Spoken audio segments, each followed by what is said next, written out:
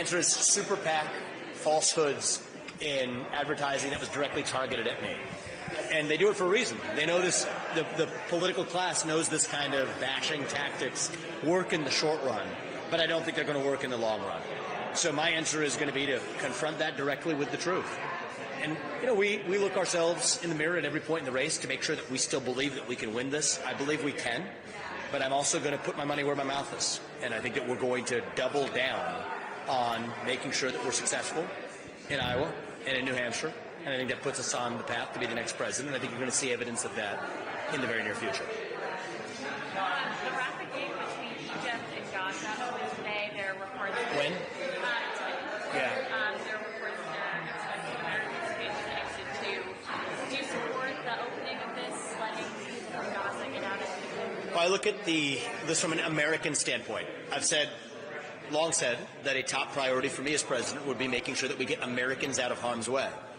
I also believe in practicing what I preach. I funded a 200-seat charter flight to get Americans in Israel out of harm's way. I think Americans who are living in Gaza or elsewhere, American citizens, we need to bring them home. So that part of that, I support whatever approach peacefully gets Americans out. That's the part I advocate for as U.S. president. On the broader dimensions of it, I was just informed of the news through your asking that question. So I'd want to understand what the broader implications are of exactly how they did it before I comment further.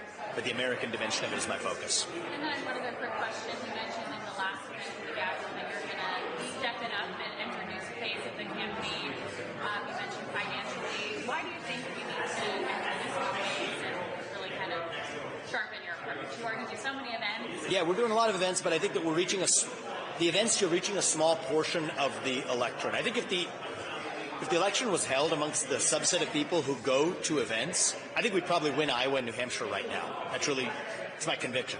But that's a tiny portion of the total percentage who are being reached. Most people who are the voter base are being reached through advertisements.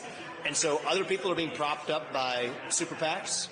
They're puppets for the donor class and the puppet masters. I don't do well as somebody else's pawn, but there's a cost to doing that. It's going to be the cost of me using our family's hard-earned wealth to make sure that we're able to do what other candidates do by dancing to somebody else's tune. And I refuse to do that. That's how we're going to compete. Yeah, you just addressed your numbers a little bit in Iowa. I did notice that you were polling evenly there with Chris Christie, who, as you know, is not in Iowa at all. I know you've been to several of the counties. I don't know if you've been to all of them yet. But just wondering, do you plan on spending a lot of time on the ground here? How are you going to split your time between there and New Hampshire? I think we expect to spend a lot of time on the ground in the near term in Iowa. And then I think we will go also, we're also spending more time here than other candidates. But the caucus system is, I think, one that is particularly attuned to the expectation of people coming in person. And I think that the entire process, the democratic process of the caucus, is grounded on in-person interaction.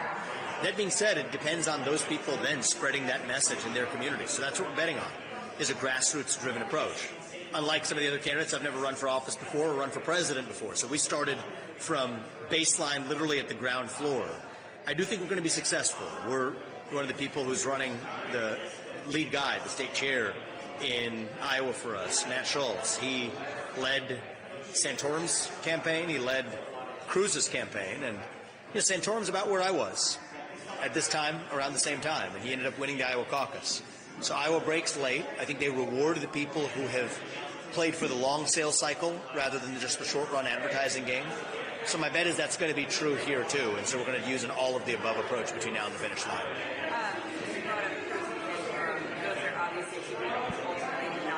That's right. How do you think, if you do put that in Iowa, where do you go from there? I think for me as an outsider, it ends up being, and neither of them performed nearly as well in New Hampshire.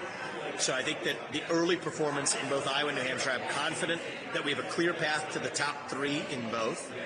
I think we will exceed that expectation in both. But with those being in the top three in both Iowa and New Hampshire, having competed without the mega establishment backing of the other candidates, I think that will put me on a path to win. I think we are also in a position to deliver a surprise victory in Iowa and New Hampshire. And if I win either or both of those states, I have full confidence that I will definitely be the next president. So we focused on Iowa and New Hampshire, then you're moving on to South Carolina. What does that look like to you? Do you plan to be there more, or are you going to go all in these first two, like you just said you need them? Well, Nevada comes in between. So we have had some presence in Nevada. We're not competing in the same way in South Carolina, and we're not attempting to in the near term either. The best way I will compete in South Carolina is by being successful in the states that come before it, because it's a state with multiple candidates who are running, who have been previous statewide elected officials in that state, solid base of Trump support. So, we have to put our priorities where we believe we're going to be successful. And I think that's what we're doing. I think we will be successful in those places. And I think that we could have a surprise result in South Carolina, but that's not a state that we're prioritizing in our path to national success. We view it as a path where we're going to organically get support without necessarily my being on the ground or spending the kind of money and resources there that other candidates might. You mentioned a couple times today that you were hoping that people were hearing your answers slowly on things like Israel and other topics. Do you feel like your comments are getting taken out of context or misunderstood? Yeah, I think so. No doubt about it. I think that, but I'm not going to sit here and cry about it either. I think I'm going to be honest about it. The fact is I'm an outsider and a person who doesn't speak in the way that standard scripted politicians do. I now have an understanding of why many standard politicians do use scripted answers. That's still not going to change the way that I do this. I've done more podcasts, long-form podcasts, than probably any presidential candidate in history. That lends itself, if you're having a 2-hour conversation with somebody speaking like a human being, but print or cable media that's prone to 2-second or 30-second sound bites, to purposefully being misquoted. But I'm not here to complain about that. I'm here to make sure that my message is heard. I'll continue to offer exact clarity about what my positions are, and I trust the voters in this country to eventually sort and sift through the nonsense that they're force-fed. And that's how we're going to run the end of this race. Thank you, guys. Thanks. Appreciate it. Thank you. Thank you.